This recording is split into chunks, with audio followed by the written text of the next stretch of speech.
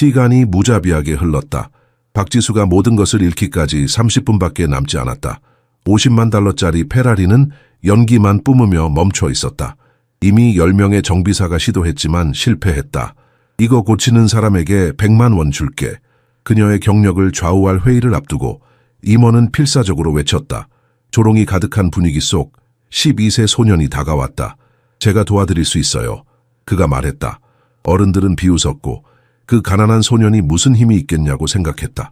그러나 그의 작은 손이 엔진을 만지자 아무도 예상 못한 게 드러났다. 정교하게 계획된 사보타지. 이 순간은 단순히 회의를 구한 것이 아니었다. 한국 기술 산업 기반을 흔들 음모가 드러나는 계기가 된 것이다. 지금 이 이야기를 듣고 계신 여러분, 댓글로 여러분이 어느 도시에서 듣고 계신지 남겨주세요. 끝까지 함께 하시길 여러분을 놀라게 할 감동이 기다리고 있습니다. 누가 이 망할 페라리 좀 고치지 못하겠어? 박지수의 외침이 주유소 전체에 울려 퍼졌다. 15cm 하이힐로 아스팔트를 세차게 내리치며 그녀의 분노는 마치 폭풍처럼 번져나갔다. 4억 원이 넘는 그녀의 붉은 페라리 F8 트리뷰토에서는 보닛 아래로 연기가 피어오르고 있었다. 손목의 플래티넘 시계는 무정하게도 그녀의 잃어버린 귀중한 시간을 계속해서 알려주고 있었다. 30분 안에 이것을 해결하는 사람에게 100만 원을 주겠어. 지수는 절박함이 묻어나는 목소리로 외쳤다. 32세의 이 여성 박인더스트리스 제국의 상속자는 자신의 경력을 결정지을 가장 중요한 회의를 향해 가던 중이었다. 테크코리아 인수는 오로지 그녀가 정확히 45분 안에 회의실에 도착하느냐에 달려 있었다. 10명의 정비사가 이미 시도했지만 모두 더 좌절한 표정으로 물러났다. 호기심 많은 구경꾼들의 무리는 점점 커지고 있었고 많은 이들이 몰래 이 백만장자 여성의 취약한 순간을 촬영하고 있었다. 쓸모없어. 다들. 그녀는 분노에 사로잡혀 샤넬 블레이저를 바닥에 내던졌다. 바로 그때 마른 체구의 소년이 낡은 교복을 입고 조용히 다가왔다. 제가 한번 볼 수 있을까요, 아주머니? 그는 놀라울 정도로 침착한 목소리로 물었다. 군중들이 웃음을 터뜨렸다. 지수는 눈을 굴렸다. 학교로 돌아가 꼬마야, 이건 장난이 아니야. 저는 페라리를 알아요.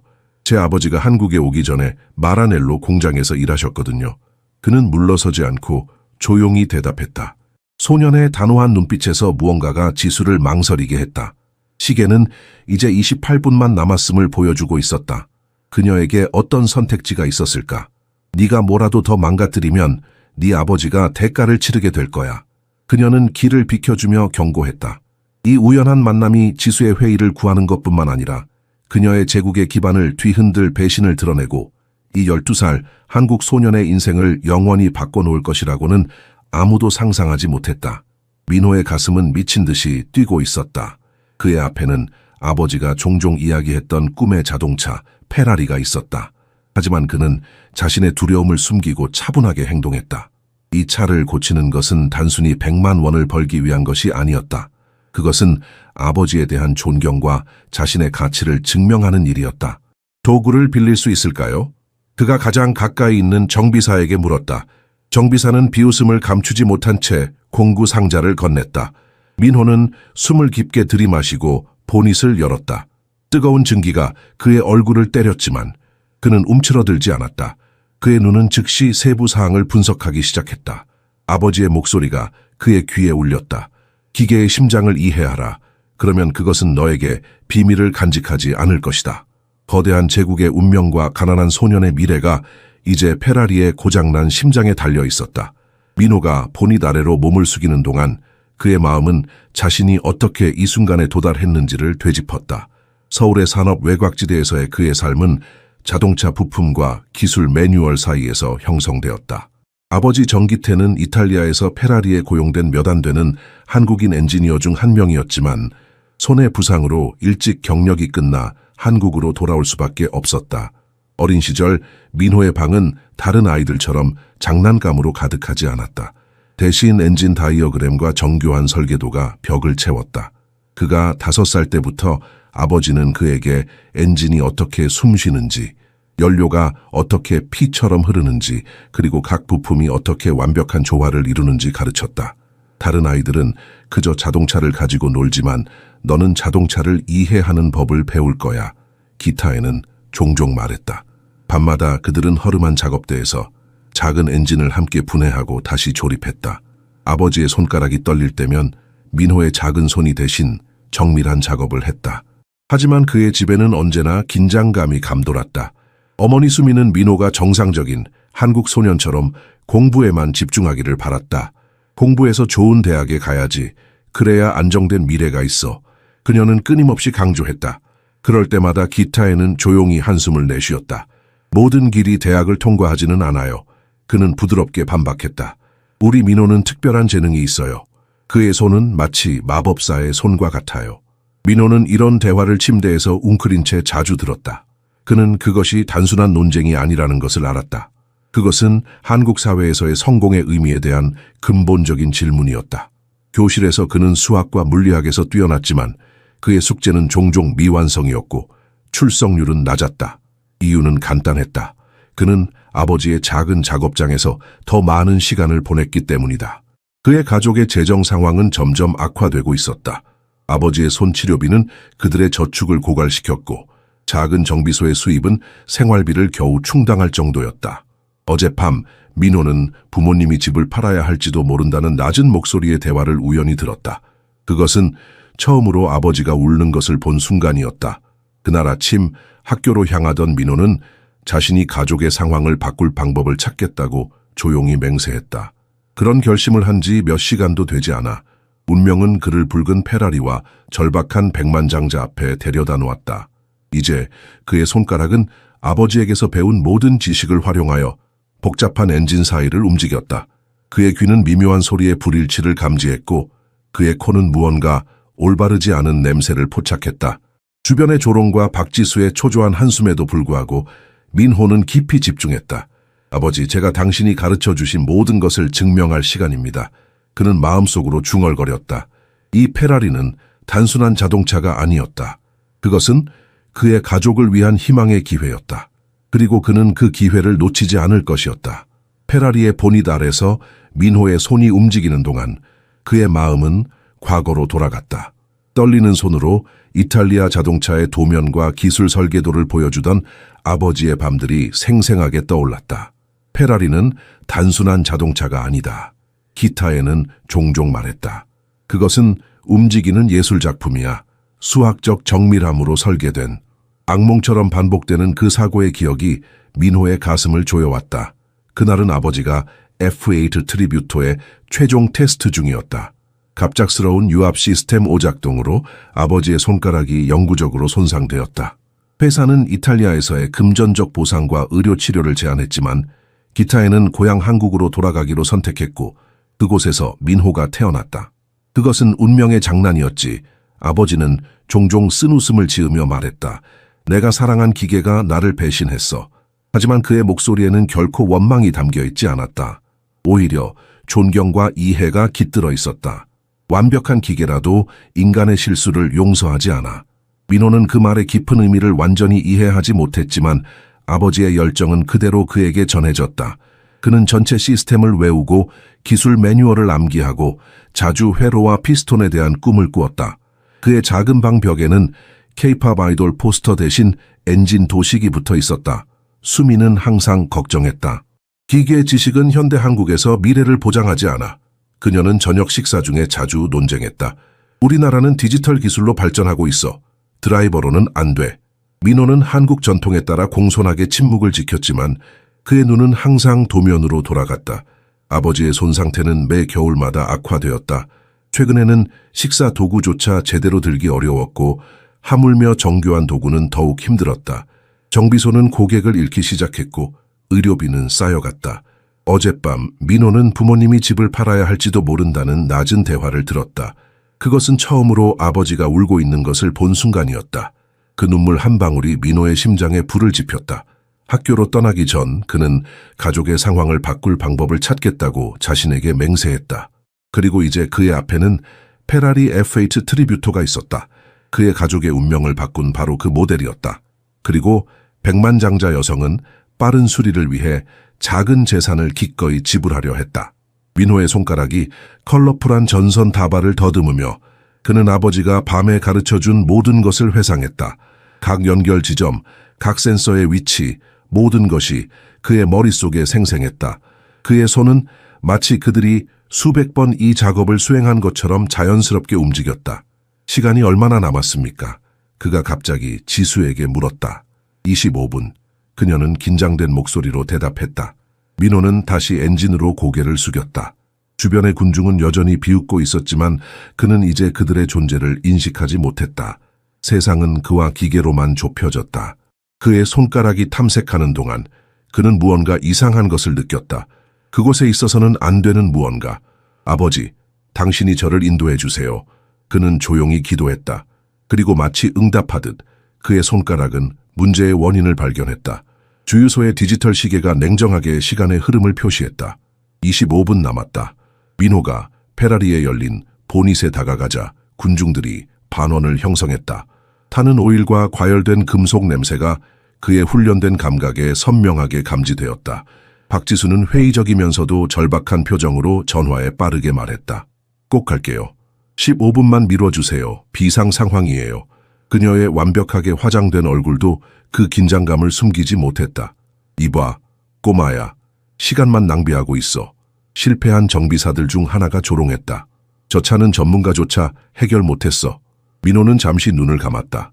아버지의 말이 귓가에 울렸다. 먼저 기계의 목소리를 들어라. 기계는 항상 어디가 아픈지 말해준다. 소녀는 엔진 위로 몸을 기울이고 패배한 정비사들의 빈정거리는 말들을 무시했다. 저 꼬마 천재 좀 봐. 그들 중 한 명이 조롱했다. 마법으로 고칠 건가? 민호는 대답하지 않았다. 그의 민첩한 손가락이 케이블과 연결부의 미로를 체계적으로 움직였다. 분사 시스템, 온도 센서, 냉각 시스템을 확인했다. 모든 것이 일견 정상으로 보였지만 뭔가 맞지 않았다. 시간이 흘렀다. 20분, 15분.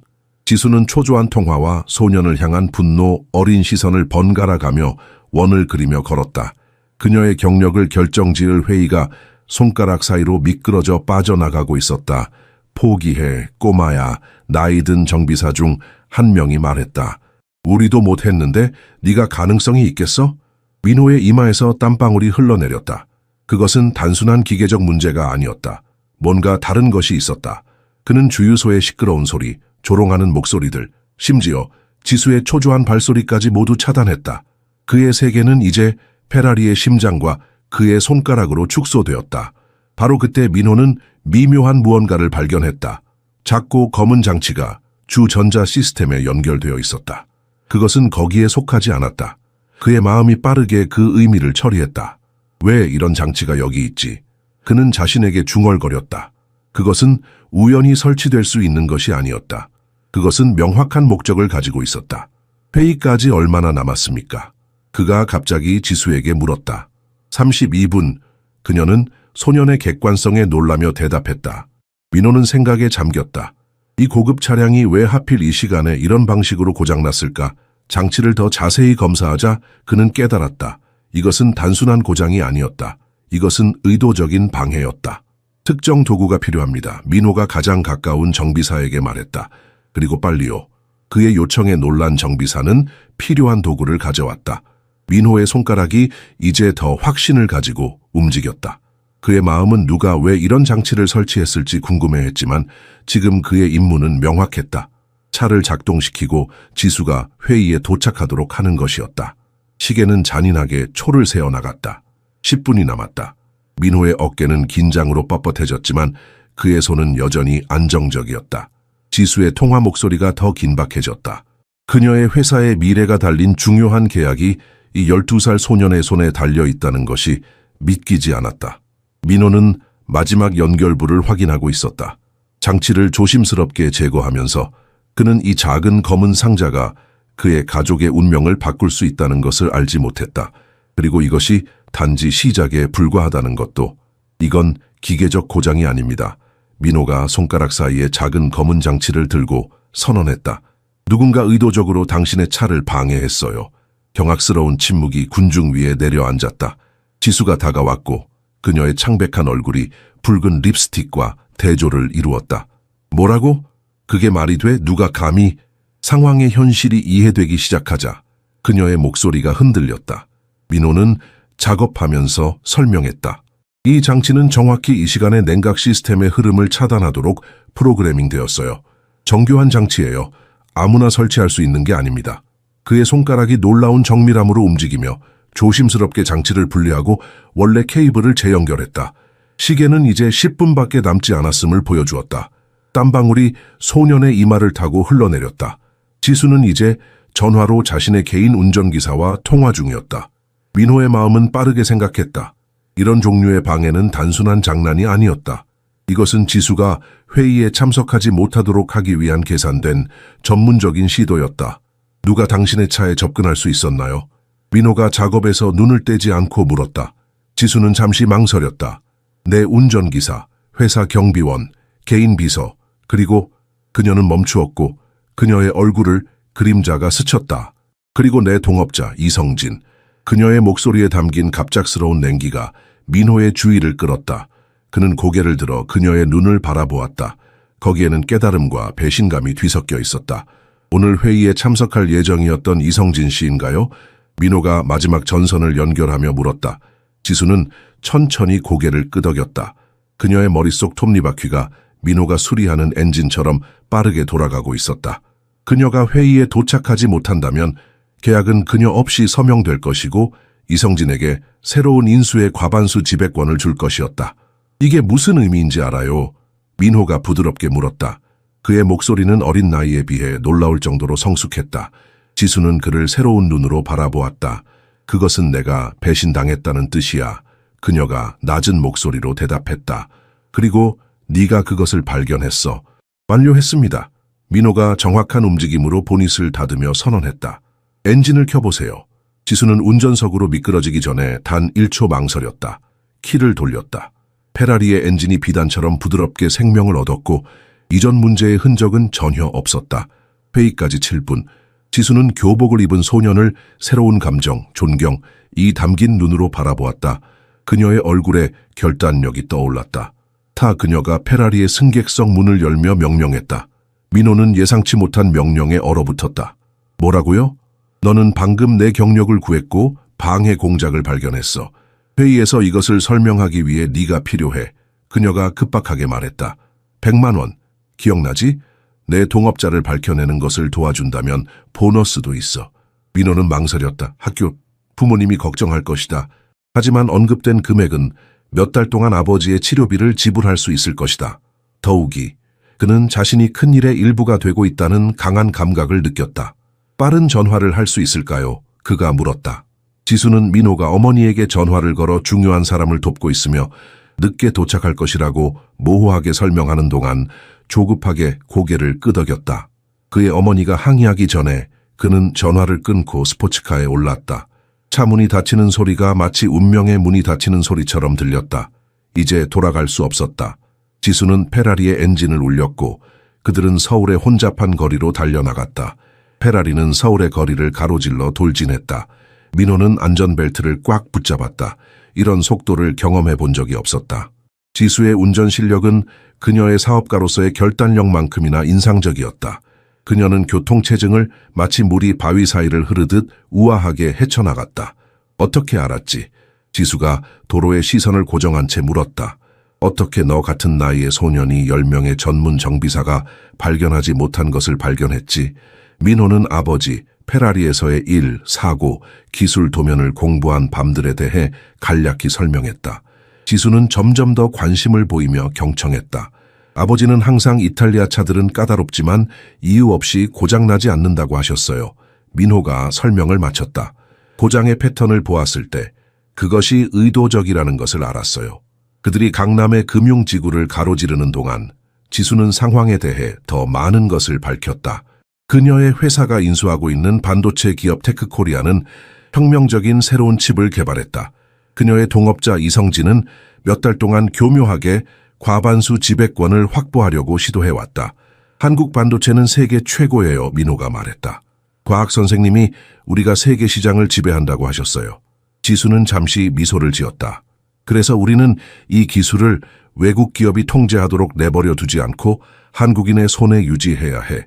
이성진이 밝히지 않은 외부 계약을 맺고 있다고 의심해. 그녀의 말에는 무언가 더 깊은 것이 있었다. 민호는 그녀의 음성에서 걱정뿐만 아니라 개인적인 배신감을 감지했다. 그는 물어보고 싶었지만 때가 아니라고 느꼈다. 얼마나 알고 지내셨어요? 민호는 대신 물었다. 지수의 눌렀던 숨이 가볍게 새어나왔다. 10년이 넘었어. 우리는 함께 사업을 시작했고 한때는 더 가까웠어. 그녀의 목소리가 잠시 흔들렸다. 이제 보니 그는 항상 다음 기회를 노리고 있었던 것 같아. 그녀의 손이 핸들을 더 꽉 쥐었고 민호는 그녀의 눈가에 맺힌 작은 눈물을 보았다. 그녀는 그것을 재빨리 닦아냈다. 미안해. 이건 비즈니스일 뿐이야. 감정을 개입시키면 안 되지. 그녀가 중얼거렸다. 민호는 이 여성에게 이것이 단순한 비즈니스 배신을 넘어선다는 것을 느꼈다. 어른들의 세계는 기계보다 훨씬 복잡했다. 기계는 논리적인 문제를 가지지만 사람들은 감정적인 문제를 가졌다. 페라리는 붉은 신호등에 잠시 멈췄다. 밖에서는 행인들이 놀란 눈으로 고급차와 그 안에 이상한 짝, 엘리트 여성 경영자와 교복을 입은 소년을 바라보았다. 네가 내 인생을 구했을지도 몰라. 지수가 갑자기 말했다. 이 계약이 성사되지 않으면 내 모든 것을 잃을 수 있었어. 민호는 당황했다. 전 그냥 차를 고쳤을 뿐이에요. 때로는 작은 행동이 큰 결과를 가져와. 지수가 답했다.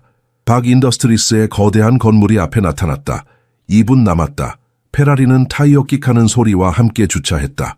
늑대의 굴로 들어갈 준비됐어? 지수가 백미러에서 재빨리 화장을 확인하며 물었다. 민호는 침을 삼켰다. 그의 평범한 하루가 얼마나 믿을 수 없이 바뀌었는지 생각하며. 그는 아침에 시험을 걱정하고 있었고 이제는 기업 음모의 중심에 서 있었다. 저도 모르겠어요. 그가 정직하게 대답했다. 하지만 시작한 일은 끝내야죠. 지수는 처음으로 진심으로 미소를 지었다. 바로 그 정신이야 꼬마 영웅. 회의실은 박 인더스트리스의 52층 전체를 차지했다. 바닥에서 천장까지 이어진 창문이 한국 경제 기적을 상징하는 도시 서울의 파노라마 전망을 제공했다. 지수가 교복을 입은 소년을 따라 들어오자 완벽한 정장을 입은 12명의 임원들이 일어섰다. 이성진, 가는테 안경을 쓴 40대 초반의 남자는 놀라움을 감추지 못했다. 지수, 제 시간에 도착할 수 있으리라고 기대하지 않았어요. 당신 없이 시작하려던 참이었어요. 민호를 알아차리자 그의 표정이 잠시 흔들렸지만 곧 전문적인 태도를 회복했다. 테크코리아 대표들은 소년의 존재에 혼란스러워 보였고 의아한 시선을 교환했다. 한 중년의 임원은 눈살을 찌푸리며 작은 소년을 위아래로 훑어보았다. 지각해서 죄송합니다. 지수가 단호한 목소리로 테이블 맨 앞자리에 자리를 잡으며 발표했다. 제 차량에 예상치 못한 문제가 있었어요. 다행히도 이 젊은 인재가 문제를 파악하는 데 도움을 주었습니다. 민호는 호기심 어린 시선 아래 불편하게 서 있었다. 넥타이와 정장으로 가득한 이 공간에서 그의 낡은 교복은 더욱 초라해 보였다. 그의 손은 떨리기 시작했고 갑자기 자신이 이 엘리트 비즈니스 세계의 침입자라는 느낌이 들었다. 그는 아버지가 준 조언을 상기시켰다. 네가 어디에 있든 네 지식이 너의 가치를 결정한다. 지수는 그에게 옆자리를 가리켰고 그 제스처는 참석한 임원들에게 눈에 띄지 않았다. 그 자리는 분명히 중요한 사람을 위한 것이었다. 민호가 앉자 의자가 너무 높아 그의 발이 바닥에 닿지 않았다. 민호, 이분은 내 동업자 이성진 씨야. 이 사장님, 이분은 민호. 오늘 회의에 늦지 않게 도와준 자동차 기계 분야의 영재입니다. 이성진은 공손하게 고개를 숙였지만 그의 눈은 차가웠다. 인상적이군요. 아마도 우리 유지보수팀에 고용해야 할 것 같네요. 그가 가벼운 비꼬무로 말했다. 아마도 그 이상일 수도 있어요. 지수가 정중한 미소를 유지하며 대답했다. 그는 제 차에 대해 흥미로운 발견을 했어요. 회의 후에 논의할 사항이죠. 이성진의 불편함은 거의 감지할 수 없었지만 민호는 복잡한 시스템의 미세한 변화를 감지하도록 훈련받았기에 그의 호흡에 미묘한 변화와 펜을 쥔 손가락의 긴장을 알아챘다. 그의 안색이 약간 창백해진 것도 놓치지 않았다. 회의는 인수에 관한 기술적 프레젠테이션으로 진행되었다. 테크코리아의 CEO는 자신 있게 새로운 반도체 칩의 특성을 설명했다. 그것은 처리 속도를 2배로 늘리면서 에너지 소비를 절반으로 줄일 수 있었다. 이 기술은 전 세계 전자제품 시장을 완전히 바꿀 수 있는 잠재력을 가지고 있었다. 민호는 주의 깊게 관찰했고 성인들이 상상할 수 있는 것보다 더 많이 이해했다. 프레젠테이션의 복잡한 물리학 개념들이 그의 마음에 명확하게 다가왔다. 그는 자신이 더 많은 질문을 하고 싶었지만 침묵을 유지했다. 그러나 회의 전체에서 가장 흥미로운 것은 역학이었다. 그는 지수와 이성진 사이의 긴장을 느꼈고 다른 임원들이 그들 사이를 보는 방식을 관찰했다. 비즈니스 세계는 기계처럼 정확한 법칙을 따르지 않았지만 그만의 패턴이 있었다. 1시간 후 최종 문서가 서명을 위해 준비되고 있을 때 지수는 민회에게 미묘한 신호를 보냈다. 테이블 아래에서 그의 손을 살짝 쥐었다가 놓았다. 그들의 삶을 바꿀 대립이 시작되려 하고 있었다. 서명하기 전에 지수가 연구된 우아함으로 일어서며 발표했다. 우리 젊은 손님이 오늘 발견한 기술적 발견을 공유했으면 합니다. 모든 시선이 민회에게 쏠리는 동안 팽팽한 침묵이 방을 지배했다.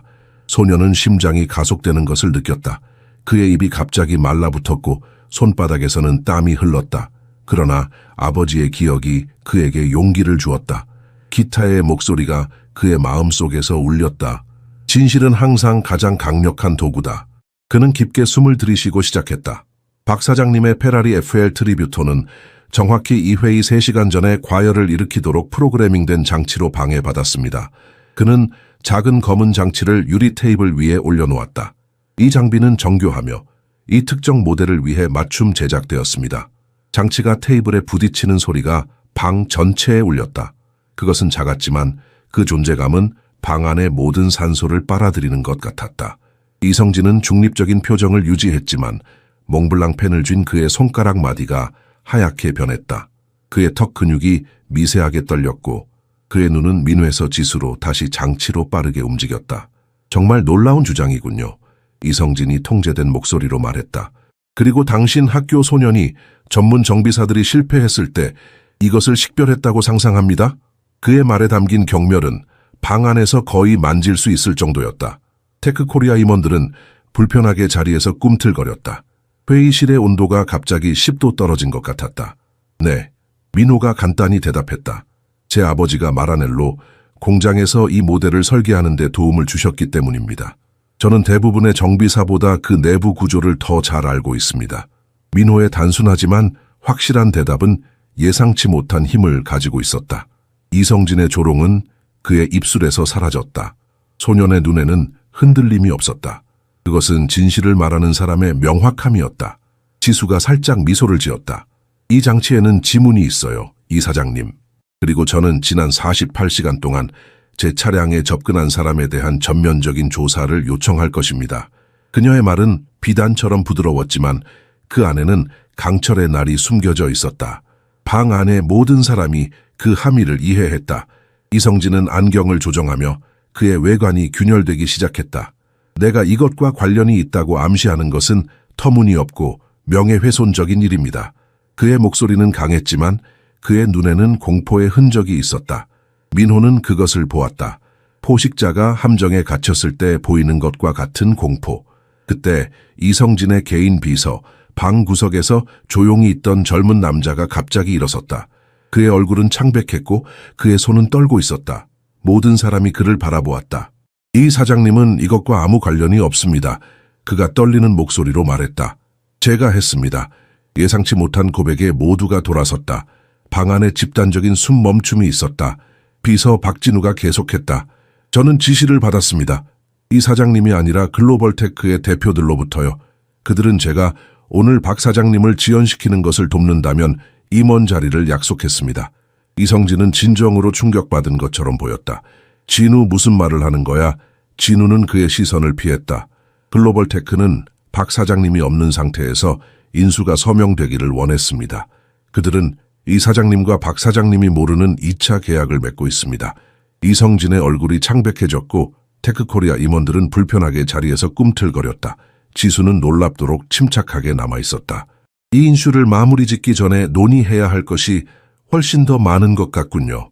그녀가 선언했다. 직접 이성진을 바라보며. 그리고 이 모든 것이 한 젊은 한국 학생의 비범한 통찰력 덕분이네요. 민호는 그의 옆에 앉은 지수를 바라보았다. 그녀의 눈에는 안도감, 승리, 그리고 다른 무언가, 아마도 감사함이 담겨 있었다. 회의실에서의 극적인 대립 후 3일이 지나 민호는 학교에서 돌아오던 중 자신의 가족의 소박한 집 앞에 검은색 고급 차량이 기다리고 있는 것을 발견했다.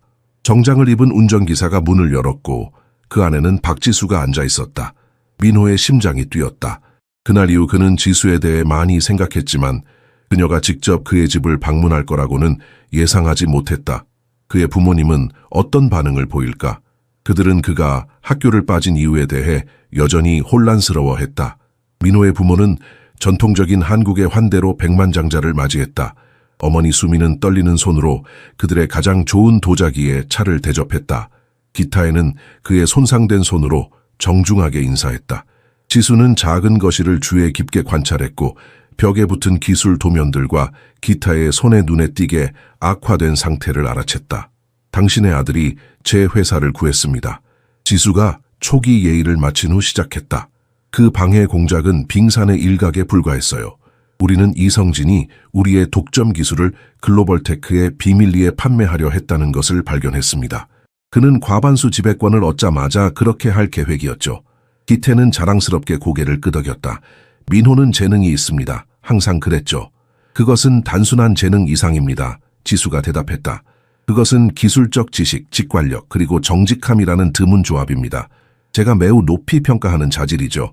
그녀는 테이블 위에 봉인된 봉투를 올려놓았다. 약속대로 수리에 대한 100만 원입니다. 하지만 저는 더 많은 것을 제안하러 왔습니다. 가족은 지수가 계속하는 동안 불안한 시선을 교환했다. 그들의 거실은 갑자기 너무 작고 초라하게 느껴졌다. 수민의 손은 그녀의 낡은 앞치마를 불안하게 매만졌다. 첫째 정 선생님, 한국 최고의 전문의들과 함께 당신의 손에 대한 완전한 치료를 제공하겠습니다. 둘째, 민호에게 서울과학아카데미의 전액 장학금을 드리겠습니다. 이곳은 우리나라 최고의 교육기관입니다. 그리고 셋째, 지수가 소년을 관찰하며 잠시 멈추었다. 민호의 눈은 넓어졌고 그의 호흡은 빨라졌다. 그는 이것이 단순한 감사 방문이 아니라는 것을 깨달았다. 박 인더스트리스에서 자동차 공학과 고급 전자공학에 중점을 둔 전문 멘토링 프로그램을 제공하겠습니다. 민호는 여름 동안 그리고 졸업 후에도 우리의 개발팀과 직접 협력하게 될 것이며 우리의 혁신 부서에서 보장된 위치를 갖게 될 것입니다. 민호의 어머니는 손으로 입을 가렸고 그녀의 눈에는 눈물이 맺혔다. 기태는 봉투를 뚫어지게 쳐다보며 감정을 억누르려고 애쓰고 있었다. 젊은 시절 그의 꿈이 실현되는 것을 보는 듯했다. 왜요? 민호가 단순하게 물었다. 왜 우리를 위해 이 모든 것을 하시나요? 그의 질문에는 의심이 아닌 진정한 호기심이 담겨 있었다. 지금까지의 그의 삶에서 그러한 행운은 결코 그의 가족에게 미소 짓지 않았다. 지수가 미소를 지었다. 한국은 재능이 어디에 있든 인정하고 육성할 때 발전합니다. 서양 기업들이 지름길과 속임수를 찾는 동안 우리의 힘은 진정한 우수성과 정직함을 소중히 여기는 데 있습니다. 그녀는 기태의 손상된 손을 바라보았다. 그리고 그것이 옳은 일이기 때문입니다. 민호는 한국 전통에 따라 그들의 지도를 기다리며 부모님을 바라보았다. 그의 마음은 이미 결정되어 있었지만 부모님의 축복이 필요했다. 기태와 수미는 서로를 바라보았다. 20년간의 고난, 희생, 꿈꾸던 모든 것이 그들의 눈길 속에 담겨 있었다. 그들은 함께 고개를 끄덕였다. 우리 아들은 준비되어 있습니다. 기태가 떨리는 목소리로 말했다. 페라리 사고 이후 6개월이 지났다.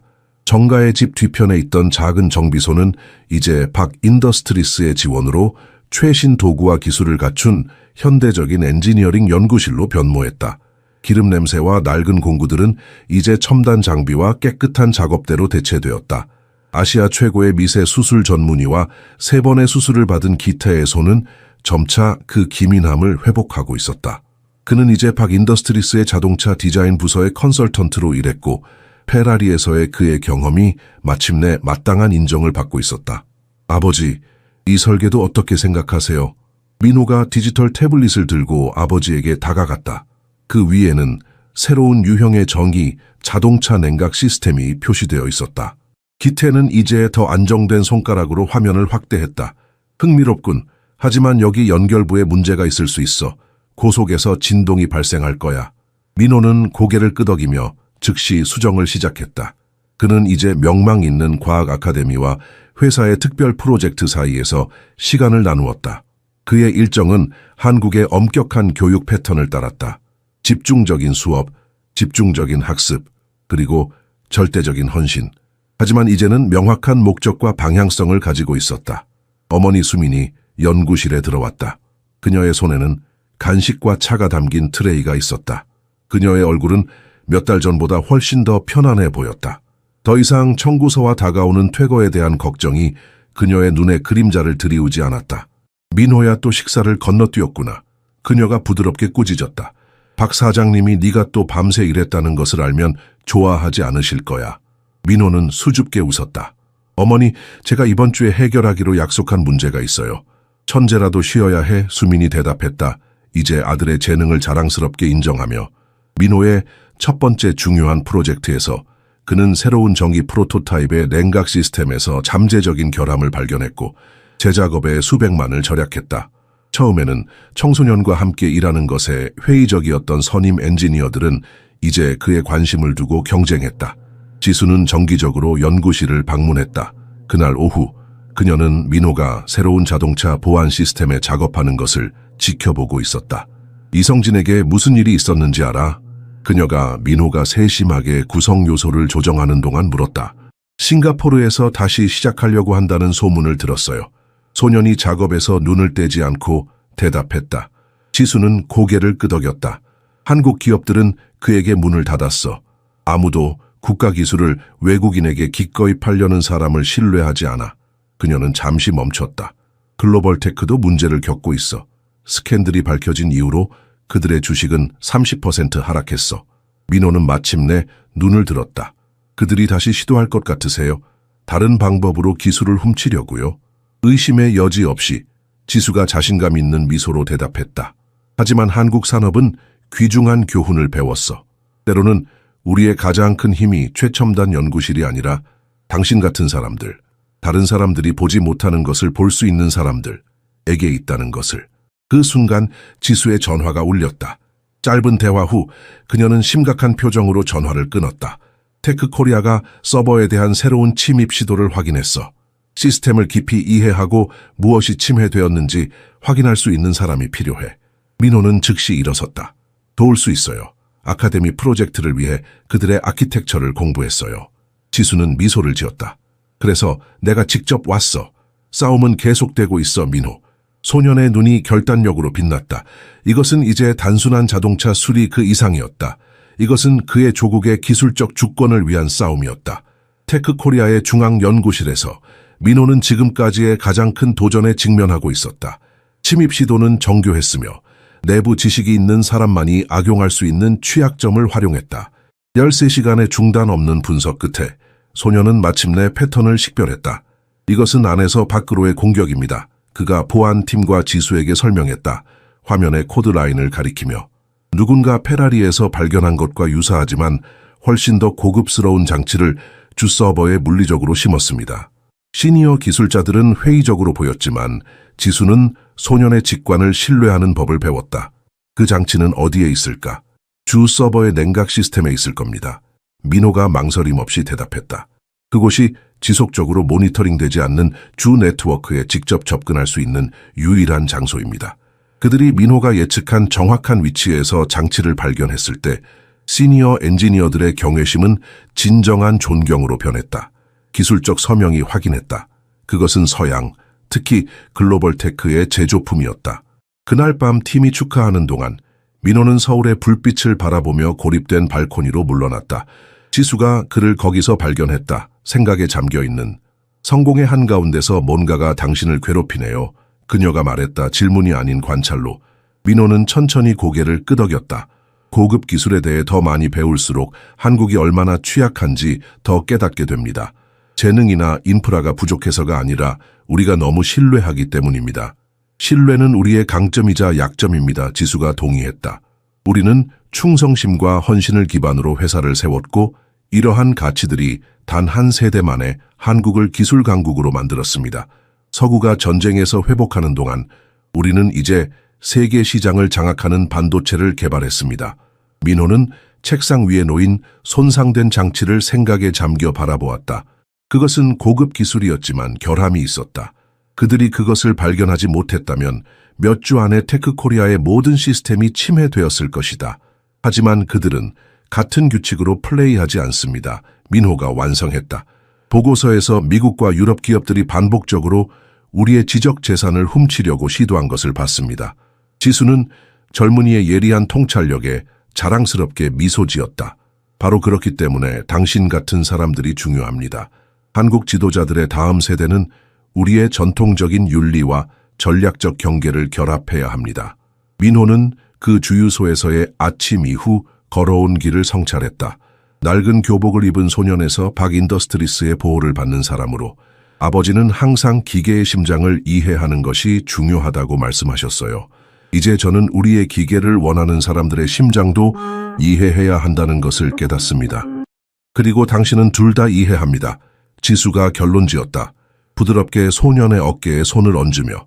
그래서 당신이 우리가 구축하고 있는 미래를 대표하는 것입니다. 민호의 눈이 서울의 빛나는 스카이라인을 가로질러 움직였다. 그의 조부모 세대는 이 도시가 전쟁으로 폐허가 되었을 때 살았다. 그의 부모님의 세대는 그것을 재건했다. 그의 세대는 이제 그것을 보호해야 했다. 침입자들의 다음 움직임이 무엇일까요? 그가 물었다.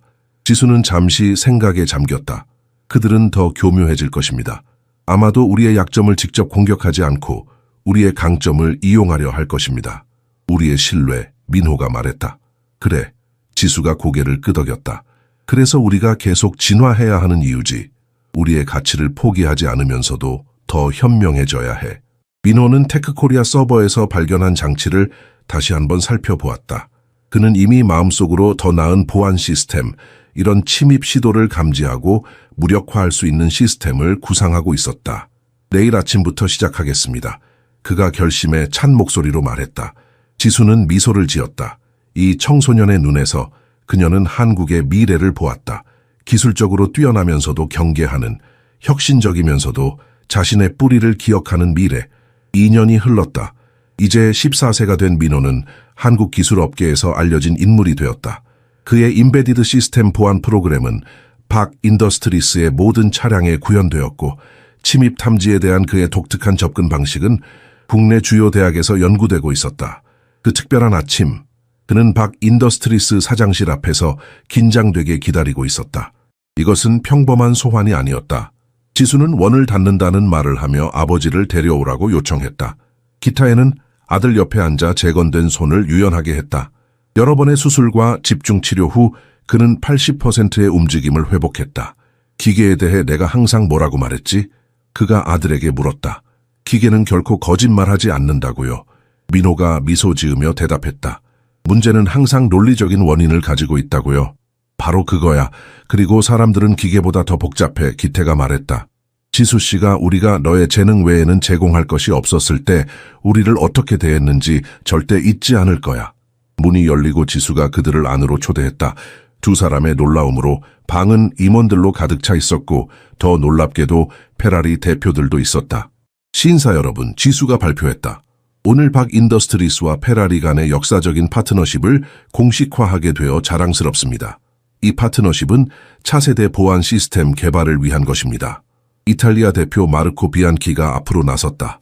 민호 군이 개발한 기술은 물리적 방해뿐만 아니라 고성능 차량에 대한 사이버 공격에 대한 보안을 혁명화할 것입니다. 기태는 움직이지 않고 서 있었다. 그의 얼굴에는 억제된 감정이 가득했다. 원이 정말로 다치고 있었다. 그의 인생을 거의 파괴한 사고를 겪었던 같은 회사가 이제 그의 아들의 재능을 인정하고 있었다. 하지만 더 있습니다. 지수가 계속했다. FL 트리뷰터의 원래 개발에 대한 기타의 씨의 뛰어난 공헌과 그의 아들의 천재성을 인정하여 페라리는 이탈리아 밖에서는 처음으로 여기 한국의 혁신센터를 설립하기로 합의했습니다. 민호의 눈이 커졌다. 혁신센터요, 여기에요? 마르코가 미소를 지었다. 전자제품과 통합 시스템에서 한국의 우수성은 비교할 수 없습니다. 우리는 모빌리티의 미래를 이끌기 위해서는 이탈리아 디자인과 결합된 한국의 창의성이 필요하다는 것을 깨달았습니다. 지수는 서명을 기다리는 계약이 있는 테이블을 가리켰다. 기타의 씨는 기술이사가 될 것이고 민호는 학업을 마치면 자신만의 연구실을 갖게 될 것입니다. 여전히 약간 떨리는 손으로 문서에 서명하면서 기타에는 아들에게 속삭였다. 보이니? 이탈리아인들은 열정을 가지고 있지만 한국인들은 끈기를 가지고 있어. 그래서 그들이 우리가 그들을 필요로 하는 것보다 더 필요로 하는 거야. 민호는 경이롭게 지켜보았다. 단순한 긴급 수리가 어떻게 그의 가족의 운명뿐만 아니라 잠재적으로 그의 나라의 자동차 산업의 미래까지 변화시켰는지. 서명식이 끝난 후 기태는 사무실 창문으로 다가가 서울의 스카이라인을 바라보았다. 그의 눈에는 눈물이 맺혔다. 네 할아버지는 이 도시가 잿더미였을 때 살았단다. 그가 아들에게 말했다. 내 세대는 그것을 재건했지. 그리고 내 세대는 그것을 새로운 높이로 끌어올릴 거야. 민호는 그의 아버지 옆에 서서 그의 어깨에 손을 얹었다. 이제 그는 거의 아버지만큼 컸다. 우리는 함께 할 거예요, 아버지. 지수는 그들을 지켜보며 미소를 지었다. 그녀의 눈에는 한국인의 정신이 세대를 거쳐 계승되는 것을 보는 자부심이 담겨 있었다. 이 원이 닫히는 것은 새로운 원의 시작에 불과했다. 페라리박 혁신센터의 개관은 국제 언론의 주목을 받았다. 공기역학적 곡선 형태의 유리와 강철 건물이 전 세계 기술 헤드라인을 장식했다. 이제 16세가 된 민호는 일찍 들어간 대학교와 센터 중심부에 있는 맞춤형 연구실 사이에서 시간을 나누었다. 그 특별한 오후, 그는 예상치 못한 방문객을 맞이했다. 박지수가 약 13세 된 소녀를 동반하고 연구실에 들어왔다. 소녀의 호기심 어린 눈이 하이테크 공간의 모든 세부 사항을 관찰하고 있었다. 민호, 이쪽은 수진이야, 지수가 소개했다. 그녀는 방금 전국 주니어 로보틱스 올림피아드에서 우승했어. 우리가 여기서 하는 일을 그녀에게 보여주면 좋겠다고 생각했어. 민호는 미소를 지었다. 즉시 소녀의 눈빛을 알아보았다. 자신이 가졌던 것과 같은 지식에 대한 갈증과 기계에 대한 매혹. 혁신센터에 오신 것을 환영합니다. 어떤 종류의 로봇을 만드나요? 구조용 로봇이요. 수진이 수줍게 대답했다. 사람이 들어갈 수 없는 재난 환경에서 작동하도록 설계됐어요. 하지만 연기가 있는 환경에서 센서 시스템에 문제가 있어요. 흥미롭군요. 민호는 그녀가 자신의 작업 공간에 가까이 오도록 손짓했다. 저도 자율주행 차량을 위해 비슷한 것을 개발하고 있어요. 수지는 민호의 작업대 위에 있는 회로 기판과 센서를 경외심을 가지고 바라보았다. 이것들이 정말로 연기와 안개를 통과해서 볼 수 있나요? 그것보다 더 많은 것을 볼 수 있어요. 민호가 설명했다. 이 센서들은 열 움직임, 심지어 특정 화학 물질까지도 감지할 수 있어요. 당신의 로봇의 문제가 무엇인지 말해주세요. 지수는 두 젊은 천재들이 기술적 논의에 몰두하는 것을 보고 만족스럽게 미소를 지으며 조용히 물러났다. 2시간 후 수진이 자신의 로봇 설계의 변경에 대한 아이디어로 가득 찬 노트북을 들고 떠났을 때 지수가 다시 나타났다. 그녀는 당신을 처음 만났을 때 당신을 생각나게 했어요. 그녀가 말했다. 눈에 같은 결단력이 있었어요. 민호는 고개를 끄덕였다. 그녀는 뛰어나요. 열 센서에 대한 그녀의 아이디어는 혁신적이에요. 그래서 그녀를 데려왔어요. 지수가 설명했다. 앉으며. 지난 몇 년간 당신은 시스템, 알고리즘, 기계에서 최고가 되었어요. 하지만 진정한 리더십은 단지 기술을 숙달하는 것이 아니에요. 민호는 눈썹을 찌푸렸다. 궁금해하며. 이해하지 못하겠어요. 다른 사람들의 잠재력을 인식하고 그들이 성장하도록 돕는 것이에요. 지수가 설명했다. 내가 당신에게 한 것처럼, 당신의 아버지가 당신을 인내심 있게 가르치며 한 것처럼 한국의 진정한 혁신은 항상 개인적이 아닌 집단적으로 재능을 육성하는 우리의 능력에서 나왔어요. 민호는 자신이 걸어온 길을 성찰했다. 작은 주유소에서 붉은 페라리를 고치던 소년에서 이제는 국제적으로 인정받는 젊은 엔지니어로 그 모든 단계에서 누군가가 그를 지도하고 격려했다. 아버지, 지수, 그리고 많은 멘토들. 수진이의 멘토가 되어야 한다고 제안하시는 건가요? 민호가 물었다. 당신의 여정의 다음 단계가 단순히 더 나은 기계를 만드는 것이 아니라 더 나은 사람들을 만드는 것이라고 제안하는 거예요. 지수가 미소를 지었다. 서구 기업들이 개인주의와 내부 경쟁에 집중하는 동안 우리의 한국적 방식은 상호 상승을 통해 번창해요. 그날 밤 민호는 생각에 잠겨 집으로 돌아왔다. 그의 책상에서 그는 새로운 보안 시스템뿐만 아니라 수진과 같은 젊은 인재들을 위한 멘토링 프로그램, 한국의 기술적 우수성을 더욱 높일 다음 세대를 스케치하기 시작했다. 다음 날 아침 그는 지수에게 계획을 제출했다. 그녀는 그것을 읽고 미소를 지었다.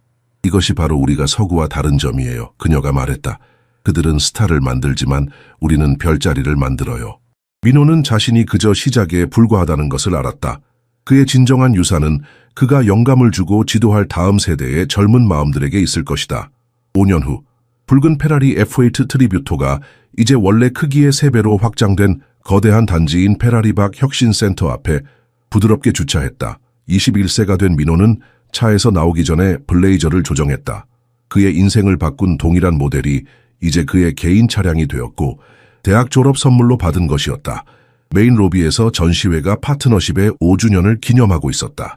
사진들이 여정을 기록했다. 주유소에서 12세의 민호, 지수와의 첫 회의 센터의 개관, 그리고 가장 최근의 추가, 민호와 그의 젊은 엔지니어 팀이 실시간으로 방해 시도를 감지하고 중화시키는 자동차 보안 시스템으로 국가 혁신상을 수상하는 모습. 지수는 메인 강당에서 기다리고 있었다. 새로 설립된 고급 기술 아카데미의 학생들이 학기 개강 강연을 위해 모여 있었다. 그들 중에는 이제 자신의 연구팀을 이끌고 있는 18세의 뛰어난 학생인 수진도 있었다. 긴장되나요? 민호가 다가오자 지수가 물었다. 조금요? 그가 인정했다. 기업 임원들에게 말하는 것보다 젊은 인재들에게 말하는 것이 다르네요. 더 중요하기도 해요. 그녀가 대답했다. 이 젊은이들은 한국 혁신의 미래예요. 민호는 고개를 끄덕이며 강당 뒤쪽으로 조용히 들어오는 아버지를 바라보았다. 기태의 손은 완전히 회복되지 않았지만 지난 몇 년 동안 수십 명의 젊은 엔지니어들을 지도했다. 그의 어머니 수미는 이제 전국의 소외된 지역사회에서 재능을 발굴하는 박재단의 장학금 프로그램을 이끌고 있었다. 5년 전 지수가 성찰했다. 고장난 페라리는 내게 재앙처럼 보였어요. 오늘 나는 그것이 무언가 놀라운 것의 시작이었다는 것을 봅니다. 민호는 미소를 지었다. 아버지는 항상 잘 설계된 기계에는 목적 없는 고장이 없다고 말씀하셨어요. 그리고 잘 사라진 삶에서도 마찬가지죠. 지수가 완성했다. 민호가 단상에 올라갔을 때 그는 젊고 빛나는 마음들의 청중을 마주했다. 한국의 기술적 미래. 그는 깊게 숨을 들이쉬고 시작했다. 내 이야기는 고장난 페라리와 절박한 백만장자로 시작했습니다. 그가 말했고 청중으로부터 웃음을 이끌어냈다. 하지만 사실 그것은 한국의 우수성을 정의하는 훨씬 더 깊은 무언가에 관한 것입니다. 그가 인내 혁신, 그리고 서로를 높이는 것의 중요성에 대해 말하는 동안 민호는 뒤에서 자랑스럽게 지켜보는 아버지를 보았다. 그는 그의 멘토이자 이제 파트너인 지수가 승인하며 고개를 끄덕이는 것을 보았다. 그는 다음 혁신자들의 물결을 대표하는 수진을 보았다. 세계는 종종 한국을 과소평가합니다. 그가 결론지었다. 그들은 우리의 제품은 보지만 우리의 철학은 이해하지 못합니다. 다른 이들이 속도를 위해 만드는 동안 우리는 목적을 위해 만듭니다. 다른 이들이 현재를 위해 경쟁하는 동안 우리는 미래를 위해 협력합니다. 강당의 불빛이 창문에 반사되어 서울의 지평선을 보여주었다. 단 몇십 년 만에 전쟁의 폐허에서 기술의 중심지로 변모한 도시, 한국 정신의 증거. 우리가 만드는 각 기계, 우리가 설계하는 각 시스템, 우리가 창조하는 각 혁신은 이 독특한 한국적 철학을 담고 있습니다. 민호가 확신에 찬 목소리로 말했다. 그리고 이것이 다른 이들이 우리를 복제할 수 있을지 모르지만 결코 우리를 따라잡지 못할 이유입니다. 청중이 기립박수를 보냈다. 민호는 공손하게 고개를 숙였다. 먼저 학생들에게, 그 다음 지수에게, 그리고 마지막으로 아버지에게. 우수성, 인내, 그리고 목적의 사슬로 연결된 세 세대가 그들의 개인적인 이야기뿐만 아니라 한국의 기적의 본질 자체를 정의했다. 주차장에서 붉은 페라리가 기다리고 있었다. 이제 더 이상 지위나 부의 상징이 아니라 예상치 못한 고장이 올바른 손에서 어떻게 소년과 국가 모두에게 무언가 비범한 것의 시작으로 변할 수 있는지에 대한 상기물이었다. 민호는 차에 다가가 손가락으로 부드럽게 보닛을 쓰다듬었다. 모든 것은 문제를 발견하는 것으로 시작되었고 이제는 해결책을 가르치는 것으로 끝나네요. 그가 미소를 지으며 중얼거렸다. 그는 운전석에 앉아 엔진의 시동을 걸었다. 그 소리는 이제 그에게 친숙했지만 여전히 첫날의 감동을 불러일으켰다. 그는 서울의 거리로 향했고 그의 뒤에는 새로운 세대가, 그의 앞에는 무한한 가능성이 있었다.